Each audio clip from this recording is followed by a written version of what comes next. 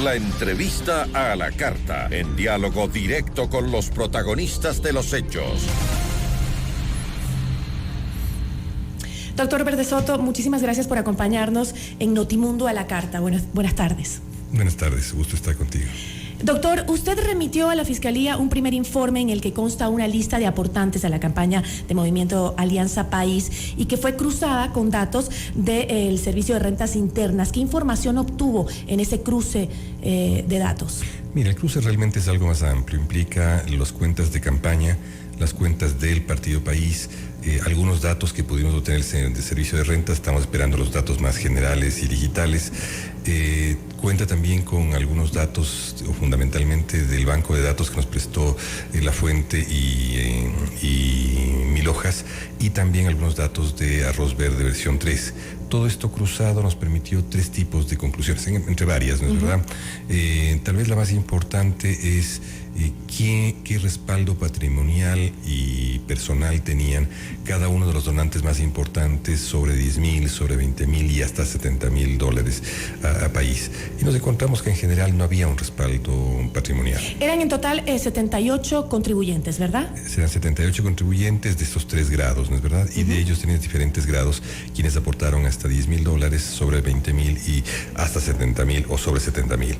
El tema es de que todo aporte debe tener un tipo de respaldo. Si tú no tienes ingresos, mal puedes hacer una donación. Así es. Y si esos ingresos que tú tienes están respaldados en dinero plenamente legal, es decir, si ha sido reportado al Servicio de Rentas o si no lo ha sido. Si no lo ha sido, hay la posibilidad de que ya incurras en un delito que es el de lavado de dinero.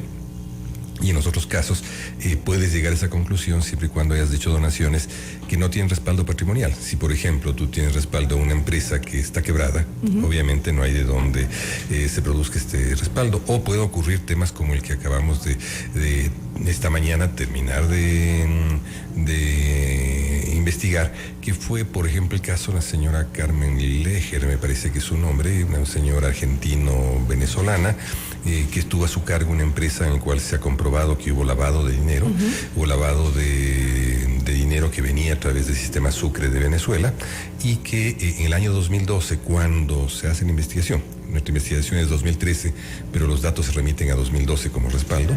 En ese rato la empresa era una empresa que tenía un grado de utilidad, la que esta señora respaldaba a esta señora, y ella misma demostraba un pago en impuestos respetable que permitía establecer que sí hubo posibilidades de hacer la donación.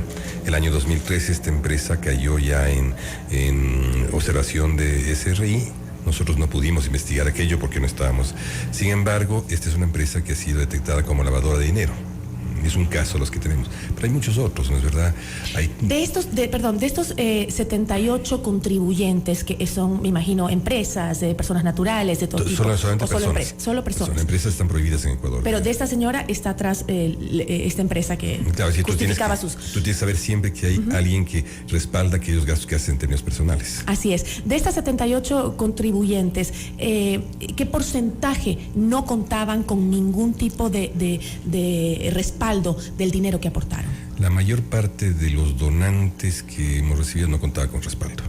La mayor parte. Esto implica de que, por ejemplo, si para que tú hagas una donación de $10,000 tienes que tener un promedio de ingresos determinado para que sea respaldado. Esto no hemos encontrado en el conjunto de donantes que se acercaban a los $10,000.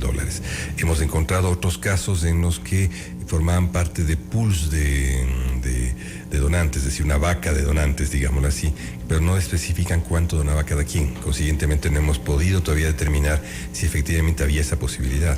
Encontramos los casos en los cuales la donación tiene respaldo, está atrás una empresa o está liquidada, o una empresa sin funcionamiento, o una empresa quebrada.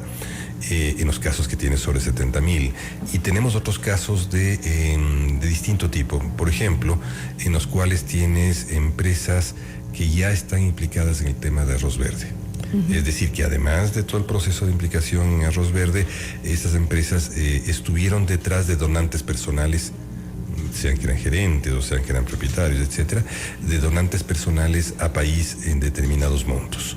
Ahora, ¿cuál era el esquema que utilizaban para justamente entregar estos aportes que serían ilegales. Mira, a diferencia de la versión más clásica de pagar determinados gastos de país, en el cual tú tenías la determinación de, escogías una empresa que iba a ser contratista del Estado y le decías tiene que pagar esta cantidad a este partido, ¿no es cierto? O pagar facturas de este partido. Aquí hay un proceso de mediación mayor, porque el dinero tenía que ser, de algún modo, entrar un dinero más limpio a un circuito que iba a tener observación jurídica. Entonces lo que hicieron fue, y esto lo vimos a través de la fuente del banco de datos de Arroz Verde, se escogía una empresa. Esta empresa escogía un lavador, digamos un testaferro. Este testaferro recibía el 20% de ese dinero para el lavado, digámoslo así. Él a su vez o escogía directamente una empresa que podía prestar servicios y o prestar una donación, o escogía otro lavador, o sea, para perder la ruta del dinero, y de allí recién llegaban a la donación en país. Es decir, toda una red bien elaborada. Una red de 5 contabilidades. Increíble. Porque la contabilidad del país con su responsable financiero quedaba totalmente al margen. Esta no entraba en esta cosa, pero sí entraban las otras contabilidades. La de la empresa escogida para donar el dinero, una contabilidad, la del lavador que cobraba el 20% por lavar ese dinero, la del probablemente el segundo lavador, y la de la empresa que finalmente era escogida para prestar el servicio y la persona que es escogida de esa empresa para donar ese dinero. Eran 5 contabilidades. Increíble. También entiendo que se compraron bienes y servicios para la campaña electoral de Alianza País y que esos bienes y servicios tampoco tienen una clara procedencia. Mira, tienes ahí 2 tipos de cosas, ¿no es verdad? Tienes una cantidad de bienes y servicios que no tienen valor referencial en el mercado, o que tienen precios muy bajos frente al mercado o muy altos. ¿Cómo qué? Servicios de publicidad, servicios de marketing, etcétera, ¿no es cierto? O compras de algunos bienes. El problema central es de que tú no puedes tener 2 precios simultáneamente verdaderos, el muy bajo o el muy alto. El mercado no juega así, el mercado tiene un precio promedio y un rango, ¿no es verdad? Que es la primera cosa. Luego tienes tú empresas que dan servicios con lugares extraños de su vocación. Si venden tubos de escape y dan servicios de publicidad, hay algo raro, ¿no es verdad? No se compadece. Luego de eso tienes tú un tipo de donante que se aproxima a país, hace pequeñas cantidades de donación, pero al no tener respaldo, le permite ahora decir yo no he donado nada, porque no tienes exactamente. Y luego tienes tú problemas de recibos, recibos que obviamente no han sido cotejados con la realidad. Tienes simplemente el recibo y sobre ese recibo de moverte te asumes. Esta es una parte más general. Luego nos llama mucho la atención el que haya casos en los que personas vinculadas a empresas que estuvieron involucradas en Arroz Verde, sin embargo las metieron dentro de la contabilidad partidaria. Si estabas cometiendo un ilícito acá, tu estrategia financiera no es meterlos en el otro lado donde está la contabilidad legal. La pregunta es ¿por qué lo hicieron? ¿Por qué lo hicieron? Yo creo que tienen que ver con algunas prácticas de aseguro y reaseguro, para decirlo en términos comerciales. Este es un primer informe, ¿no? Es el primer informe. ¿Hay más sobre estos aportes a la campaña de Alianza País? Sí, tienen que venir varias cosas, ¿no es cierto? Hemos hecho un pedido de información para ver que se ha cruzado toda esta información con el servicio de rentas y saber si todas estas personas y estas empresas ligadas a estas personas fueron contratistas estatales en algún momento.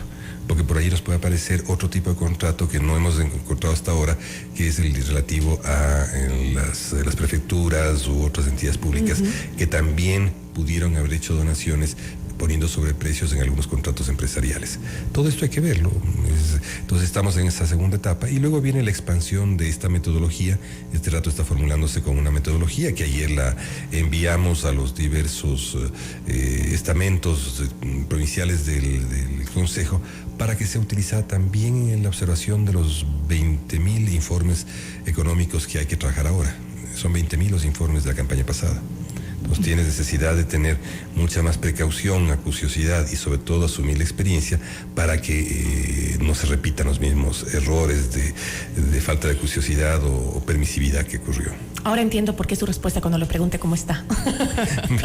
No siempre uno está aquí, no siempre le va bien donde está. Doctor, la forma en que operaba este fenómeno de corrupción electoral, así lo llama usted en su cuenta de Twitter, ¿es una novedad o será que es común entre los partidos y movimientos políticos, porque durante elecciones son claras las diferencias de capacidades que tiene un partido u otro para promocionarse. Eso así lo hemos visto por años. Mira, yo creo que, cuando existe una práctica de permisividad en la política pública, todos los participantes en esa política pública se acostumbran a la permisividad. No quiero con esto decir de que la permisividad que ha habido con país sea susceptible de aplicarla a otros partidos, pero puede haber habido esta permisividad generalizada, ¿no es cierto? Luego tienes tú partidos que tienen evidentemente mucha más sobriedad en el gasto. Es evidente.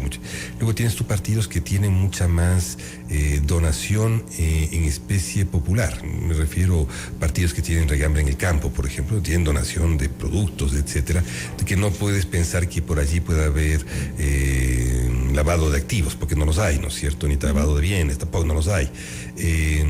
Pero tienes estas posibilidades, digamos, ¿no es cierto? Siempre existe la posibilidad de que lo permisivo haya dado lugar a la comisión fácil de bypass a las cuentas, ¿no es cierto? Sí, es probable. Ahora, cambiamos un poco de tema. Estamos por cumplir 40 años de retorno a la democracia en el Ecuador y realmente estos temas nos hacen pensar que aún nos falta mucho para hablar de una real democracia en nuestro país cuando discutimos estos temas de los que hemos estado hablando. ¿Cómo aportan las reformas al Código de la Democracia en esa lucha por tener justamente un país más democrático?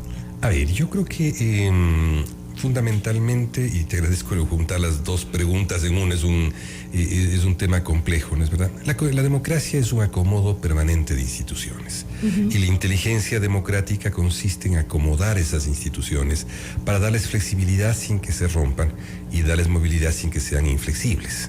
De verdad, una institución inflexible, extremadamente positiva, no se adecua a una sociedad cambiante. Y una institución extremadamente flexible puede romper el proceso democrático cualquier rato o puede transgredirlo. Malas instituciones han permitido lo que estamos viendo, lo que llena la retina este rato, que son instituciones que han permitido la corrupción. Por ejemplo, en este rato entonces lo que estamos haciendo es tratando de que nuevas instituciones puedan, por ejemplo, tratar el tema del financiamiento electoral, cambiando las regulaciones, pero sin llegar a la sobreregulación. En temas como la financiamiento electoral, tú tienes la posibilidad de sobreregular, llenar de regulaciones esto. Y cuando llenas de regulaciones un proceso política pública, simplemente no lo gobiernas, simplemente te rebasa todo. En este caso estamos tratando de, por ejemplo, en las reformas del Código Electoral, meter algunas cosas que son producto de esta experiencia. ¿Meter qué? Primero, que haya un bajo nivel de donación en especie. Segundo, que tú tengas siempre un gasto bancarizado y conscientemente sujeto al SRI. Tercero, que hagas este gasto y lo notifiques en un plazo no mayor a 3 días. Cuando lo dejas, por ejemplo, este trato 2013 todavía no ha cerrado las cuentas de país en el Consejo Electoral. Tú tienes, por ejemplo, el caso luego de eso tienes tú que tener necesariamente lo que llamamos un software electoral, que esto no es un problema informático. El tema es de que con este software electoral tú estableces qué es permitido gastar y qué no es permitido gastar, y cambias la naturaleza de la campaña, de naturalezas terriblemente dispendiosas y de desperdicio a campañas mucho más sobrias y de ahorro y de acuerdo a la circunstancia económica del país. Estamos proponiendo la existencia de un fedatario electoral. Un fedatario es una persona que da fe del gasto y establece que no sea ni subvalorado ni sobrevalorado. ¿Y estas reformas cuándo podrían entrar en práctica? ¿Van a alcanzar a las próximas elecciones? Son tan pocas, y yo me he sujetado a la sugerencia que hizo tanto el Acuerdo Nacional como el Parlamento, de que hagamos muy pocas reformas, que no lleguen a más allá de 50 artículos, para que puedan entrar en la segundo periodo de reforma del Código Electoral que está en curso, que tiene que terminarse ahora. Tienen que llegar hasta 21 de noviembre, porque es imprescindible que el Parlamento haga ejercicio de su autonomía y termine de aprobar sus reformas todavía sin el veto presidencial. El veto presidencial es otra instancia, es la colegislación necesaria. Pero si quiere hacer ejercicio de su autonomía el Parlamento, tiene que terminarlas antes del 21 de noviembre. Y es posible hacerlo. Hay que enamorar un poco a los parlamentarios que tienen que tomar algunas de las medidas, que tienen que apropiarse, convertirlas en suyas, reformarlas como ellos lo consideren, porque son finalmente quienes van a proponer, y que lleguen a la legisladora proponente, que es Jimena Peña, directora de la Comisión de Justicia, y ella les introduzca en la discusión. Esto es lo que se tendrá que hacer ahora, porque yo creo que es justo que este rato el Ecuador supere este impacto en la retina que tenemos. Exacto. Tan fuerte de es un buen momento, ¿no? Un buen momento y creo que una fecha emblemática para tomar estas decisiones y es una forma también creo que involucrarse con lo que el país necesita como ciudadanos y no solo con los legisladores y las autoridades, ¿no? Mira, pensar que los 40 años son solo lo que nos ha pasado en los últimos años no es correcto. Nos han pasado muchas cosas en el lapso de 40 años. Es una democracia que ha sobrevivido a muchas cosas. Ha sobrevivido a 2 guerras. Ha tenido una guerra en la cual fue victoriosa y que obligó al otro país a sentarse y a dialogar contigo. Ha sobrevivido también a la caída de 3 presidentes. Ha salido 3 presidentes y había unas fuerzas armadas que han sabido reencauzar el tema, ayudar a la sociedad política a reencauzar el tema institucional y volver a la, digamos, muy difícil decir que aquello nos supuso una cierta fractura democrática, porque la supuso, pero pudimos suturarla. Volver al cauce democrático. En ese instante sin una ruptura sustantiva, ¿no es verdad? Pudimos pasar un feriado bancario y pudimos comenzar a recuperar de la extrema pobreza al país a partir del esfuerzo de los territorios a partir del año 2002, mucho antes de que subieran los precios de las materias primas. O sea, 2002, 2004, 2006 son años muy complejos para Ecuador que te permiten hacerlo bien, yo diría, con dificultades. Es un país que ha superado un momento de pobreza masiva, de empobrecimiento masivo. Pero también de bonanzas petroleras. Y unas bonanzas petroleras. Ha superado esta cosa tan exótica de habernos creído siempre más ricos de lo que somos. Esta especie de riqueza subjetiva que nos enloqueció a todos, ¿no es cierto? Ha logrado cambiar de élites políticas. Ha logrado que ustedes, los jóvenes, estén ahí en eso, ya sean parte de esta nueva sociedad. Ha logrado, yo te diría, tal vez donde la mayor deuda que hay este rato es sobre los partidos políticos. Porque si bien has cambiado la estructura de ingresos, los actores sociales e institucionales han emergido otros, los partidos políticos como actores es la mayor deuda que tiene el Ecuador. O sea, tú no tienes un solo actor que te pueda permitir afirmar con probidad de que hemos logrado superar la crisis política o de que hemos entrado a la etapa más profunda. Yo no lo siento. Y claro, eso tenemos que superar. Pero en el resto hay cosas importantes. Hay nueva estructura de ingresos. Las mujeres, si bien no han llegado a la igualdad, han acortado la brecha de ingresos más que en otros países de América Latina. Es decir, hay esperanzas hacia los próximos 40 años que vengan de democracia. Hemos hecho cosas. Yo creo que los ecuatorianos debemos sentirnos contentos. Hemos ido, creo que construyendo, ¿no? o recuperando todo lo que hemos ido perdiendo por etapas. Pero sí, estamos en un momento crucial, creo, de la democracia en el Ecuador por todo lo que hemos vivido en los últimos años, no digamos los 40 que tenemos de vuelta a la democracia, pero sí en los últimos años. Doctor Luis Verde Soto, yo le agradezco muchísimo por habernos acompañado. Me encantaría seguir conversando con usted. Muy interesante el tema, pero se nos va el tiempo. En todo caso, lo comprometo a volver a visitarnos para seguir tratando estos temas tan importantes para el país. Encantado, Gisela. Doctor Luis Verde Soto, vocal del Consejo Nacional Electoral.